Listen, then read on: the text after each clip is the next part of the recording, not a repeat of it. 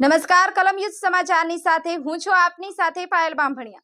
તો જોઈએ આજના મહત્વના સમાચારમાં। સુરતમાં આંતરરાષ્ટ્રીય યોગ દિવસ 2024નું આયોજન કરવામાં આવ્યું। સુરતના પોલીસ પરેડ ગ્રાઉન્ડ ખાતે યોગ મહોત્સવ 2024નું આયોજન કરાયું। આંતરરાષ્ટ્રીય યોગ દિવસમાં 50 દિવસ બાકીના અનુસંધાને કરાયું આયોજન। આ કાર્યક્રમમાં મોટી સંખ્યામાં લોકો યોગ કરવા માટે જોડાયા હતા।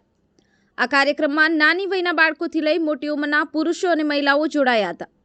આ કાર્યક્રમમાં આયુષ મંત્રાલયના સચિવ Vaidya Rajesh Kotecha, deputy director general Satyajit Paul અને સુરત મહાનગરપાલિકાના કમિશનર શાલિની અગ્રવાલની હાજરી રહી હતી।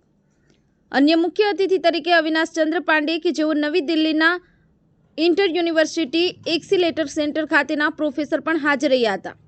બ્યુરો રિપોર્ટ કલમ યુદ્ધ સમાચાર રમેશ સત્યની સાથે।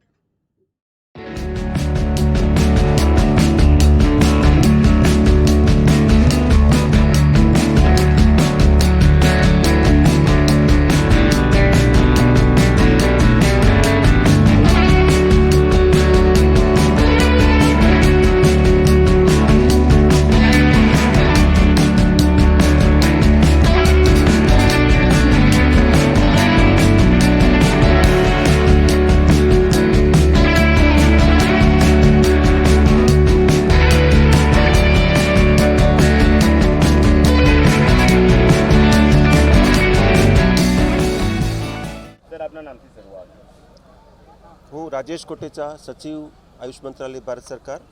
આજે સુરતમાં યોગ મહોત્સવ, આપણે આંતરરાષ્ટ્રીય યોગ દિવસ 21 જૂને થવાનો છે, એના 50 ડેઝ કાઉન્ટડાઉન, એના 50 દિવસ બાકી છે, એટલે એક મોટો કાર્યક્રમ યોગનો અહીંયા સુરતના પોલીસ પરેડ ગ્રાઉન્ડમાં આજે થયો અને એમાં સુરતના ખૂણે ખૂણેથી લોકો પધાર્યા।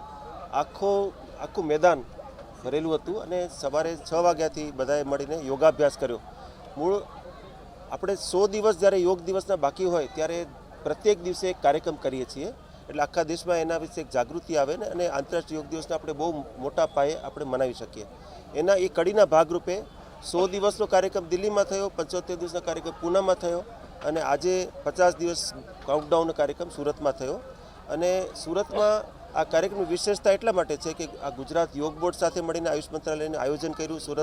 સ્થાનીય સુરત મહાનગરપાલિકાએ ખૂબ સહયોગ કર્યો, સુરતના સીપી આવ્યા, સુરતના મ્યુનિસિપલ કમિશનર પણ આવ્યા, સુરતના બધાનું પાર્ટિસિપેશન રહ્યું। આ જે પ્રોગ્રામ કરવા પાછળનો મેઇન ઉદ્દેશ્ય શું છે અને કેટલો ફાયદો થાય છે?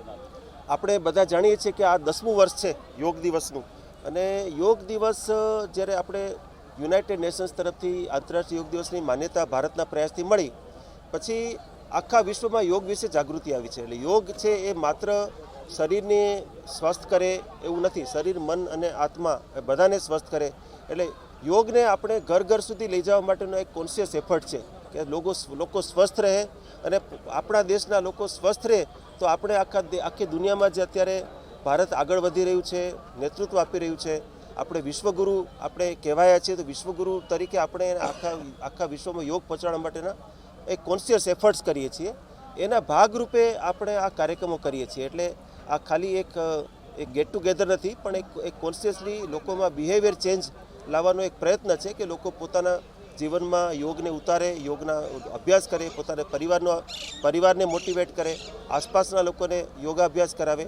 ઉદાહરણ તરીકે ગયા વર્ષે આપણે યોગ દિવસમાં 23.5 કરોડ લોકોએ પાર્ટિસિપેટ કરેલું અને આ વર્ષે અમે સંકલ્પ કર્યો છે કે 30 કરોડ લોકો આખા દેશમાં, બધા રાજ્ય સરકારો, બધી યોગ સંસ્થાઓ અને આપણા જનસામાન્યના સહયોગથી આપણે 30 કરોડ લોકો પાર્ટિસિપેટ કરશે।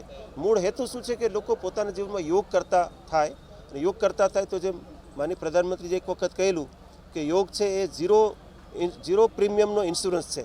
એટલે એમાં 1 પૈસાનું આપણે ઇન્સ્યોરન્સ આપવું નથી પડતું, પ્રીમિયમ નથી આપવું પડતું, એ હેલ્થ ઇન્સ્યોરન્સ છે। એટલે એ જે બિહેવિયર ચેન્જ કોમ્યુનિકેશન છે એના માટેના બધા પ્રયત્નો કરીએ છીએ આપણે અને આંતરરાષ્ટ્રીય યોગ દિવસને એ રીતે આપણે આગળ વધારી અને બધા લોકો યોગ કરતા થાય એના માટેના આ કાર્યક્રમો આખા દેશમાં થતા હોય છે। પ્રત્યેક દિવસે દેશના દરેક ક્ષેત્રોમાં આવા કાર્યક્રમો કરીએ છીએ। પ્રમુખ મોટા કાર્યક્રમો 100 દિવસ, 75 દિવસ, 50 દિવસ અને 25 દિવસ એવી રીતે કરીએ છીએ। હું આપના માધ્યમથી સુરતની જનતાને હું એક મારા કોમ્પ્લિમેન્ટ્સ વધામણા પણ આપવા માગું છું કે પાછલા દિવસોમાં આપણે 1 જાન્યુઆરીએ જ્યારે આપણે યોગનો એક કાર્યક્રમ સુરતમાં કર્યો અને એને વર્લ્ડ રેકોર્ડ મળ્યો, Guinness book of world record મળ્યો. એટલે સુરત માટે યોગ નવું નથી. મને લાગે છે કે સુરત ધીરે ધીરે યોગ, જેમ સુરત છે એ સ્વચ્છ શહેર છે, દેશભરનું સૌથી સ્વચ્છ શહેર, એવી રીતે સુરત યોગનું શહેર પણ બનવા જઈ રહ્યું છે એવું મને લાગે છે.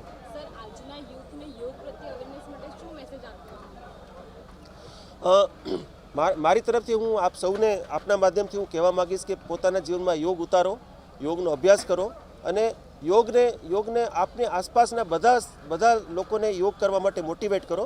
કેમ કે યોગ છે એ સ્વસ્થ રહેવા માટેનું સૌથી મોટું સાધન છે અને યોગ કરવાથી આપણે ચિકિત્સક પાસે જવાની આવશ્યકતા ન પડે, આપણે પોતે જ સ્વસ્થ રહીએ.